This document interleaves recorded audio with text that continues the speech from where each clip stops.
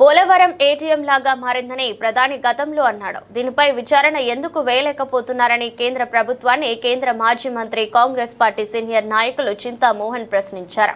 చిలకలూరిపేటకు చెందిన ఒక మాజీ ఎమ్మెల్యేపై ₹1 తిన్నదని, ఆమెపై ఏసీబీ విచారణకు ఆదేశించారు. వేల కోట్ల రూపాయలు పోలవరంపై తిన్నారని ఆంధ్రప్రదేశ్ ప్రజలందరూ అనుకుంటే సిబిఐ విచారణ కాదు కదా, కనీసం ఏసీబీ విచారణ కూడా జరిపించకపోవడంలో అంతర్యం ఏమిటన్నారు.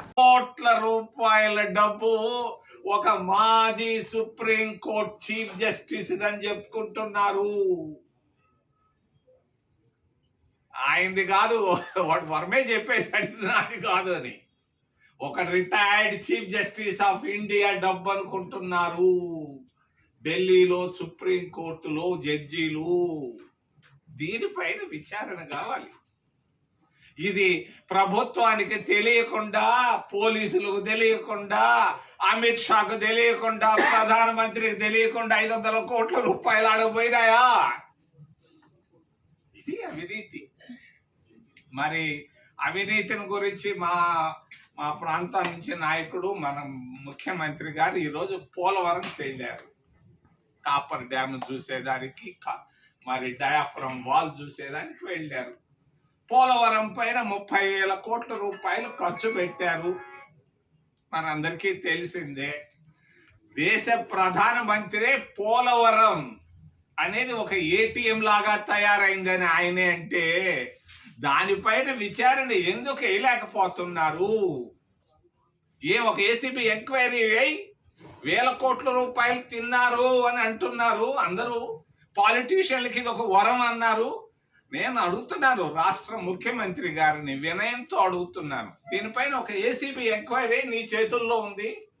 ఆ పాప చిలకలూరుపేట మాజీ ఎమ్మెల్యే రజని, విడుదల రజని ₹1 తిన్నదని ఆ అమ్మాయి పైన మీరు ఏసీబీ ఎంక్వైరీ చేస్తే, ఒక చిన్న అమాయకురాలు, ఒక బీసీ మహిళ పైన మీరు ఏసీబీ ఎంక్వైరీ చేస్తే, పోలవరం ప్రాజెక్టు పైన వేల కోట్ల రూపాయలు తిన్నారని ఆంధ్రప్రదేశ్ రాష్ట్రం అంతా అనుకుంటా ఉంటే, దానిపైన ఎందుకు ఏసీబీ ఎంక్వైరీ చేయకూడదు?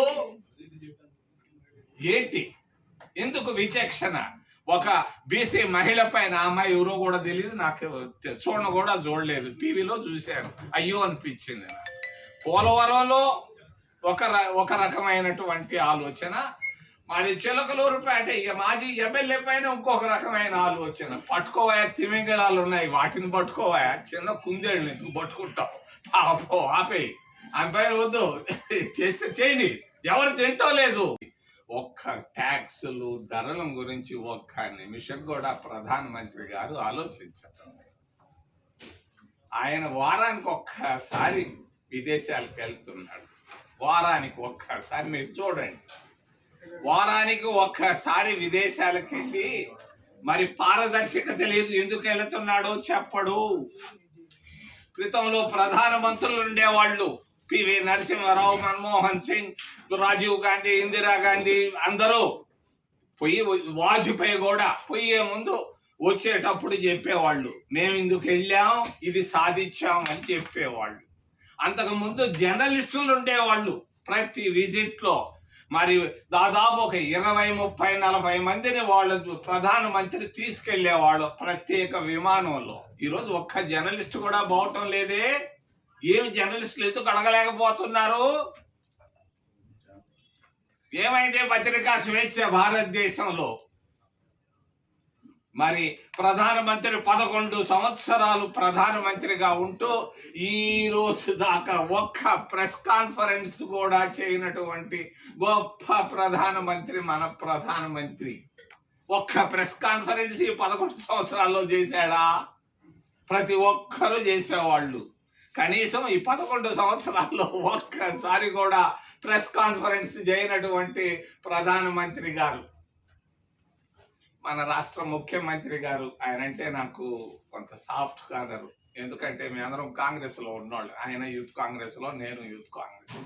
50 సంవత్సరాలుగా నాకు తెలుసు. ఆయన నిన్న జిల్లా కలెక్టర్ల మీటింగ్ లో మాట్లాడుతూ ఒక మాట అన్నాడు, నేను వింటూ వచ్చాను. ఆయన చెప్పుకొచ్చాడు, నేను ఎప్పుడు 4 సార్లు ముఖ్యమంత్రి అయ్యానో, ఎప్పుడు ఆర్థిక మంత్రులను కలిసిన వాడిని కాదు. నేను ఎన్నో సార్లు ఆర్థిక మంత్రిని కలిశాను, కానీ ఫలితం ఏమీ కనపడటం లేదన్నది ఆయనలో మదన, ఆవేదన, నాకు ఆ ఫ్రస్ట్రేషన్ కనిపించింది. ఆ హట్కోవాడు లోను 11,000 కోట్లు 9% రేట్ ఆఫ్ ఇంట్రెస్ట్ ఇచ్చింది తప్ప ఏమిచ్చారు? ఇన్నిసార్లు పోతే ఫోన్ చేస్తే డబ్బు రావాలి ఆంధ్రప్రదేశ్ రాష్ట్రానికి. మన చంద్రబాబు నాయుడుకు ఉన్నటువంటి బలం అంతా ఇంత కాదు. నితీష్ కుమార్ వాళ్ళిద్దరిపైనే ప్రభుత్వం నడుస్తుంది. ఫోన్ చేసి నాకు 50,000 కోట్లు రేపు పంపించంటే చెక్ తెచ్చుకొని మోడీ రావాలి. అటువంటి పరిస్థితుల్లో నిన్న జిల్లా కలెక్టర్ల సమావేశంలో ముఖ్యమంత్రి గారు మాట్లాడిన మాట, ఆయనలో ఫ్రస్ట్రేషన్ అనేది కనిపిస్తా ఉంది. ఇది ఆంధ్రప్రదేశ్ రాష్ట్రం. మరి జగన్మోహన్ రెడ్డి పరిస్థితి బాగా అయిపోయింది. జనాలు మర్చిపోయే పరిస్థితికి వచ్చారు. అప్పుడప్పుడు ఆయన ఈద్గాలు అనేది రంజాన్ వేడుకలు అటు ఇటుకు వచ్చిపోతున్నాడు. ఒక్క మాట నేను చెప్పదలుచుకున్నాను. ఆంధ్రప్రదేశ్ రాష్ట్రంలో, భారతదేశంలో కాంగ్రెస్ పైన సానుభూతి మొదలైంది. వాళ్ళే మేలు రా అని అనుకుంటున్నారు. లోపల మదన పడుతుంది. అన్ని వర్గాల్లో మైనారిటీలు, ఎస్సీలు, ఎస్టీలు, ఓబీసీ